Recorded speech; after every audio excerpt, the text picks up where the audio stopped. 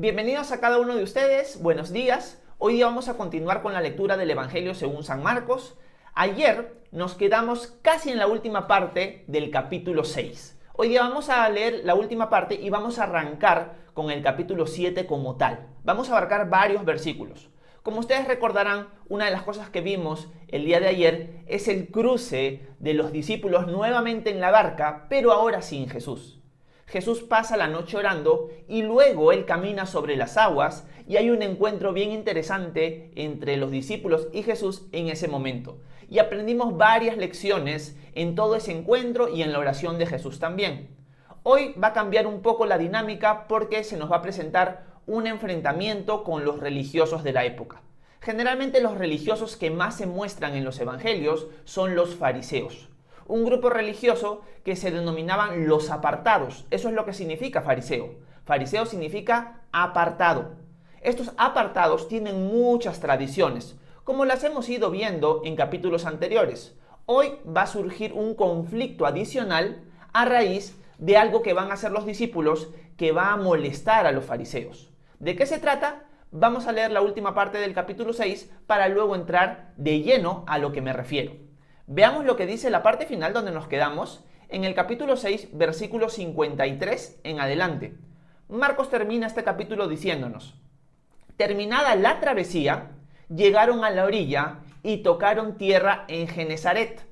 Tan pronto como bajaron de la barca, la gente reconoció a Jesús. Y a medida que recorrían todos los alrededores, en cuanto sabían dónde estaba Jesús, comenzaron a llevar de todas partes enfermos en sus lechos. Donde quiera que él entraba, ya fueran aldeas, ciudades o campos, ponían en las calles a los que estaban enfermos y le rogaban que les permitiera tocar siquiera el borde de su manto. Y todos los que lo tocaban quedaban sanos. Acá Marcos hace como un resumen de cosas que pasan cuando ellos ya llegan a la ciudad de Genesaret. Ellos en la barca llegan a Genesaret y ahí ocurren varios milagros. El enfoque de Marcos con este texto es mostrarnos que Jesús tiene la autoridad sobre las enfermedades, como lo vimos por ejemplo cuando hablamos sobre la sanidad de la suegra de Pedro. Marcos nos está mostrando la característica mesiánica de Jesús, profetizada en el Antiguo Testamento, que él iba a ser alguien que iba a sanar, alguien que iba a tener el don de hacer milagros, y en este caso está haciendo sanidades.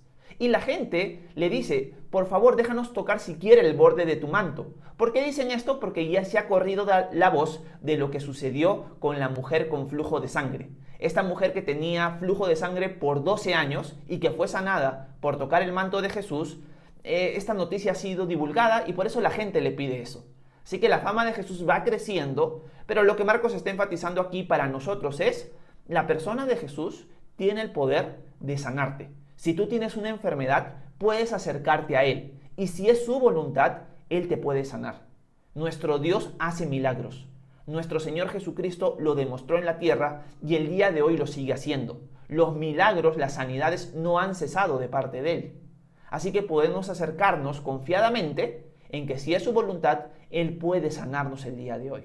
Así que si tú tienes alguna enfermedad, alguna dolencia, clama a Jesús, acércate a Él, hazte su discípulo o discípula y pídele a Él, pídele sanidad y Él te la puede dar, si es su voluntad. Eso es algo importante de entender, es si es su voluntad. Así que Marcos termina este capítulo dándonos como un resumen del poder milagroso de Jesús en la ciudad de Genesaret y en los aledaños. Ahora sí, entremos al capítulo 7 para ver el conflicto religioso que les dije al comienzo. Leamos los primeros versículos del capítulo 7. Vamos a pasar. Y veamos qué es lo que Marcos nos sigue narrando con respecto a Jesús y su encuentro. Dice lo siguiente, versículo 1. Los fariseos y algunos de los escribas que habían venido de Jerusalén se acercaron a Jesús y vieron que algunos de sus discípulos comían pan con manos impuras, es decir, sin habérselas lavado. Los fariseos y todos los judíos viven aferrados a la tradición de los ancianos, de modo que, si no se lavan las manos muchas veces, no comen. Cuando vuelven del mercado, no comen si antes no se lavan, y conservan también muchas otras tradiciones, como el lavar los vasos en que beben, los jarros, los utensilios de metal y las camas. Entonces los fariseos y los escribas le preguntaron a Jesús: ¿por qué tus discípulos no siguen la tradición de los ancianos, sino que comen pan con manos impuras? Acá Marcos nos narra otro enfrentamiento entre los fariseos y los escribas con Jesús, y sobre todo con la actitud de sus discípulos. ¿Por qué nos dice Marcos? Porque los fariseos y los escribas eran personas que tenían muchas tradiciones. La tradición con la cual ellos están en conflicto en este momento es la tradición de lavarse las manos. Los religiosos de la época tenían tradiciones en las cuales tú tenías que lavarte constantemente las manos como un rito de purificación, al punto que ellos consideraban que una persona que comía el alimento con manos impuras, con manos sin lavarse, era peor que comer excremento. O sea, esto que tú comías con manos impuras, con manos sin lavar, era como si estuvieras comiendo excremento. Así de repugnante veían que un judío comiera sin haberse lavado las manos ritualmente. Porque no es como hoy en día entendemos lavarnos las manos. No es por un tema de higiene, ellos no lo veían por un tema de higiene. No decían, estás comiendo con manos sucias, oye, te vas a enfermar del estómago. No decían eso. Ellos lo veían como un tema ritual, de purificación, que ellos tenían que hacer porque sus antepasados habían puesto esas tradiciones. Por lo tanto, ellos veían que alguien que comiera con manos sucias era alguien que estaba comiendo prácticamente como algo como excremento. Así lo veían. Ellos veían también que una persona que comía con las manos impuras era igual que una persona que se acostaba con una prostituta, por ejemplo. Así de feo veían esta actitud, esta acción de parte de los discípulos. Por eso Marcos nos relata que los escribas y los fariseos tienen estas tradiciones. No solo de lavarse las manos constantemente, no solamente de lavar los vasos y cosas semejantes, sino muchas otras tradiciones más. Y por eso atacan a Jesús. Le dicen a Jesús: Jesús, ¿por qué tus discípulos comen con las manos sucias si nuestros antepasados en las tradiciones nos han dejado expreso que no es así? Así que ese es un ataque directo a Jesús y a sus discípulos. Vamos a ver qué es lo que Jesús le responde. Estos son hombres con muchas tradiciones y hemos hablado un poco de ellas en capítulos anteriores. Veamos lo que Jesús les dice en el versículo 6.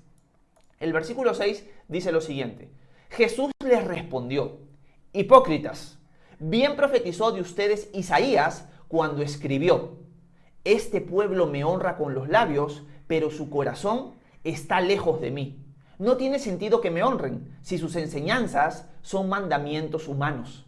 Porque ustedes dejan de lado el mandamiento de Dios y se aferran a la tradición de los hombres, es decir, al lavamiento de jarros y de vasos para beber y a muchas otras cosas semejantes.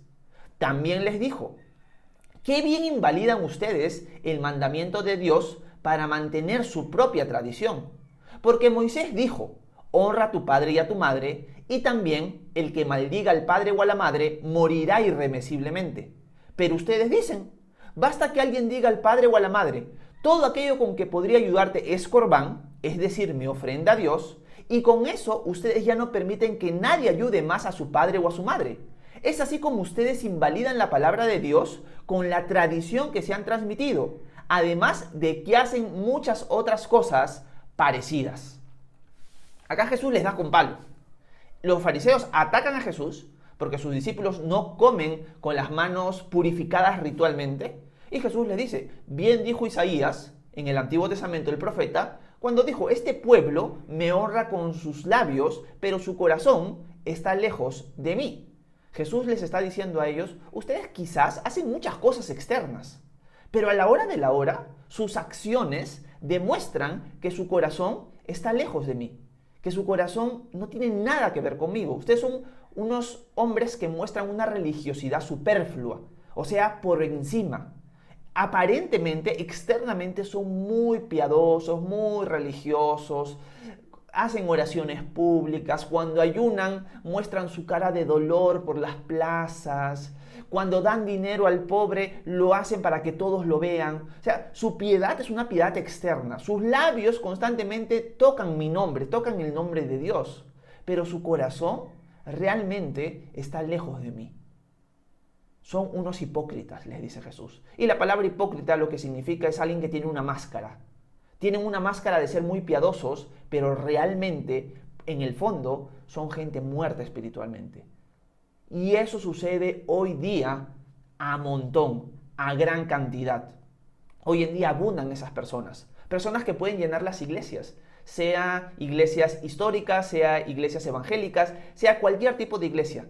Hay un montón de personas que llenan cada fin de semana, cada día de semana, el lugar de reunión, pero con sus labios dicen que alaban a Dios. Con sus muestras externas parecieran que son muy piadosos, pero realmente su corazón está lejos de Dios.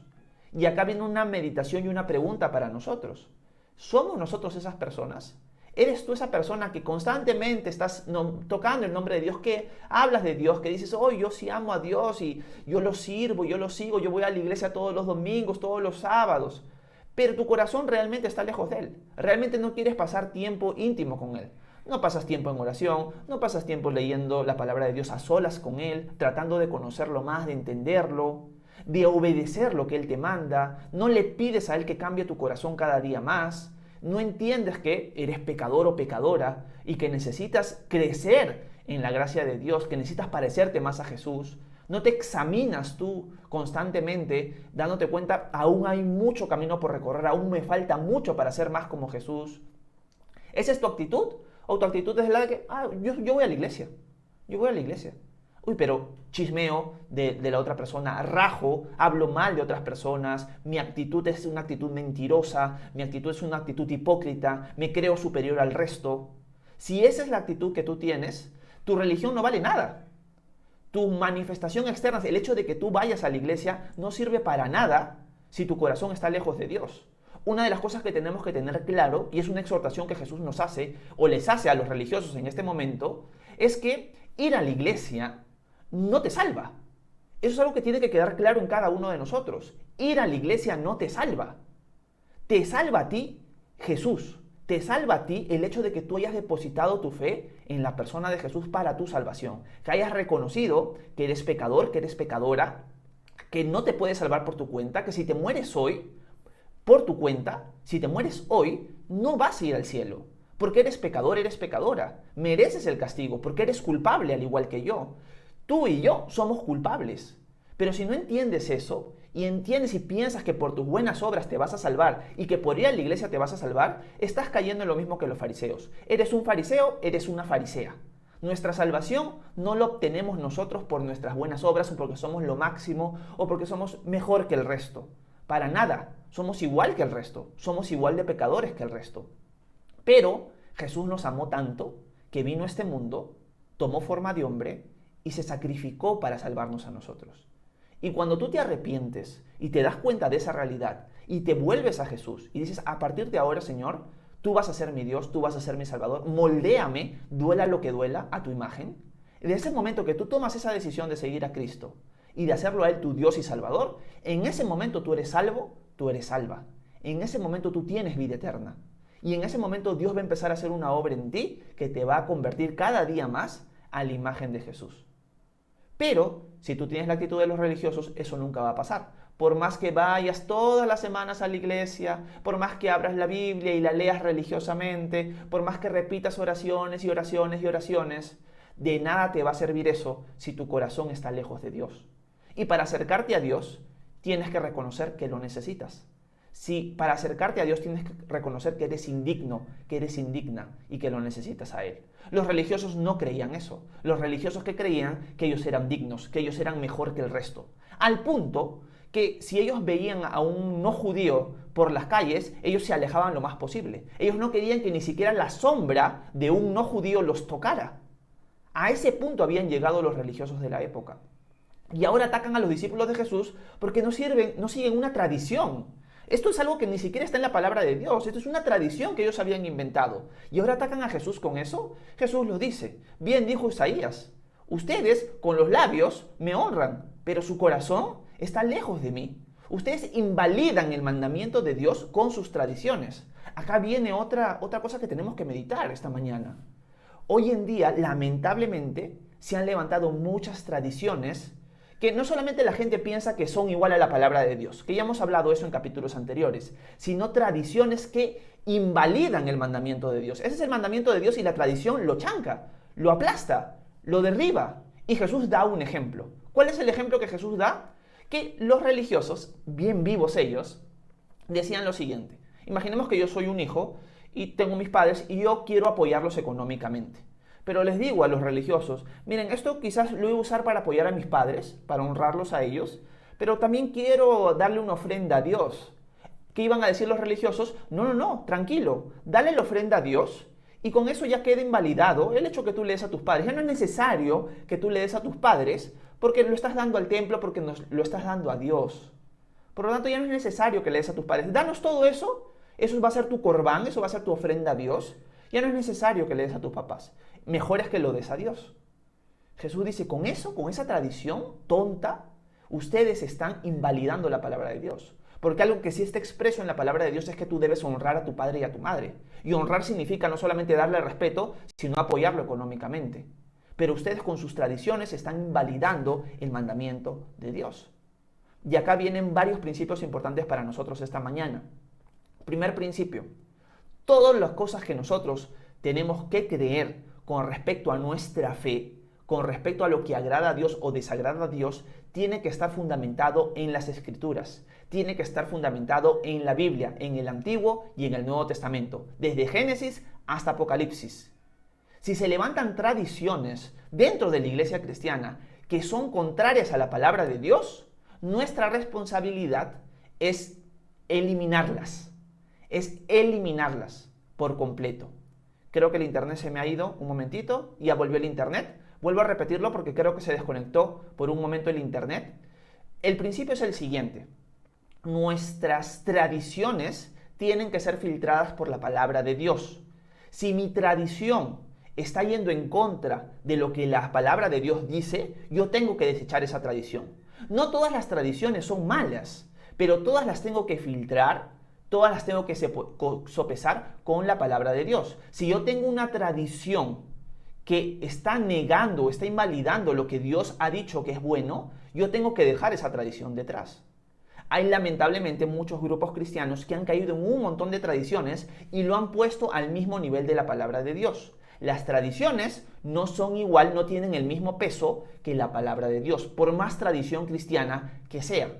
Hoy en día hay grupos religiosos que se han ido a unas tradiciones extravagantes con respecto a la persona de María, que no están en la palabra de Dios.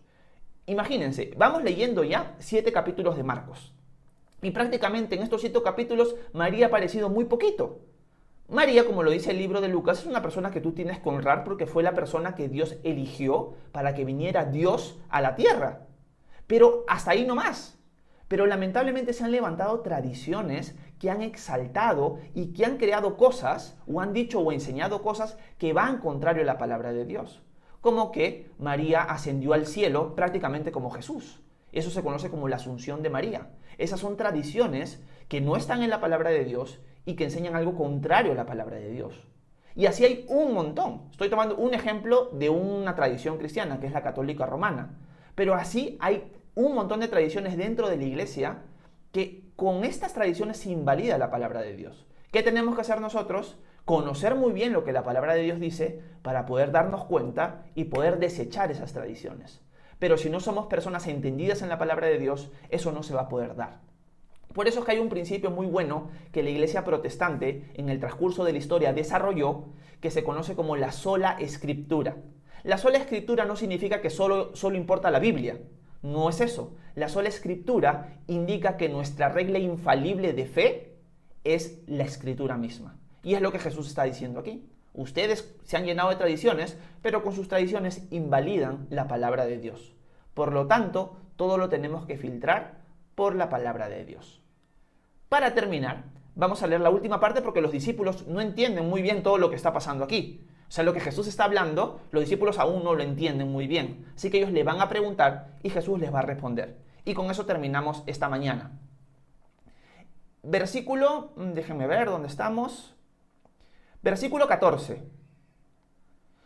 Jesús volvió a llamar a toda la gente y les dijo: escúchenme todos y entiendan. Nada que venga de afuera puede contaminar a nadie. Lo que contamina a la persona es lo que sale de ella. Si alguno tiene oídos para oír, que oiga. Cuando entró en la casa, luego de alejarse de la multitud, Sus discípulos le preguntaron acerca de la parábola. Jesús les dijo, ¿tampoco pueden ustedes entender esto? ¿Acaso no entienden que nada que venga de afuera y entre en alguien puede contaminarlo? Porque eso no entra en su corazón, sino en su vientre y al final va a parar en la letrina. Con esto, Jesús estaba diciendo que todos los alimentos son limpios, aunque también decía que lo que contamina es lo que sale de la persona.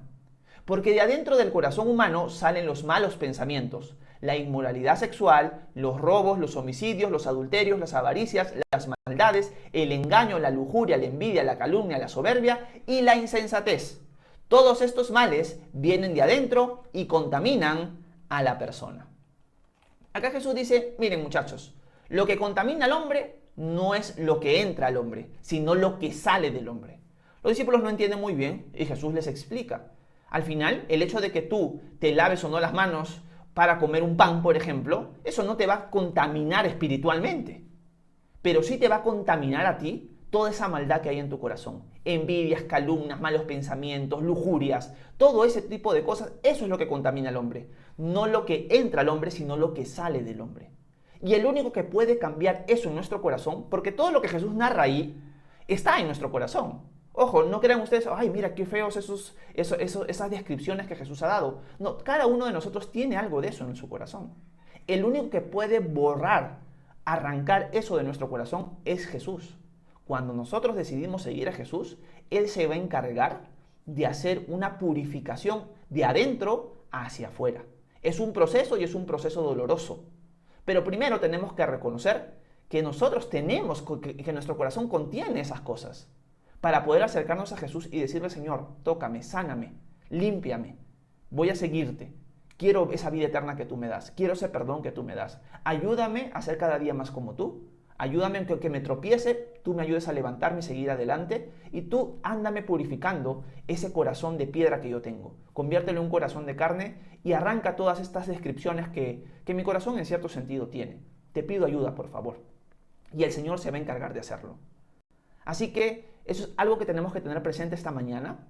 Y una de las cosas que quiero enfatizar también para terminar es todo lo tenemos que filtrar a la luz de la palabra de Dios. Nuestras tradiciones o las tradiciones que se levantan en el mundo cristiano, quizás alrededor de nosotros, tenemos que siempre filtrarlas a la palabra de Dios. Y si está negando algo de la Biblia, tenemos que rechazarla por completo. No todas las tradiciones son malas, pero todas aquellas que invalidan la palabra de Dios sí lo son. Así que tenemos que tener mucho cuidado y conocer muy bien la Escritura de nuestra parte. Es tarea nuestra. Jesús nos ha dicho que lo amemos con toda nuestra mente. Así que tenemos que usar nuestra mente. Tenemos que estudiar las Escrituras. Tenemos que meditar en ellas. Espero que esta pequeña meditación les haya servido, les haya edificado en algo. Si tienen alguna pregunta, algo que no haya quedado claro, los leo en los comentarios.